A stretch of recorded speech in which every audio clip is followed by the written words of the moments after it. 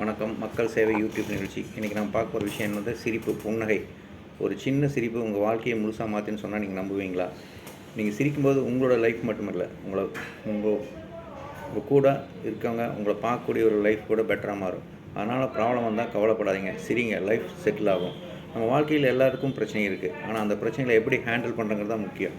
ஒரு சின்ன சிரிப்பு, அது ஒரு எக்ஸ்ப்ரெஷன் மட்டும் இல்லை, அது ஒரு பவர். நீங்கள் சிரிக்கும்போது உங்கள் மனசு ரிலாக்ஸ் ஆகுது, உங்கள் உடம்புல பாசிட்டிவ் எனர்ஜி ஃபீல் ஆகும், உங்களோட கான்ஃபிடன்ஸ் ஆட்டோமேட்டிக்லி இன்க்ரீஸ் ஆகும்.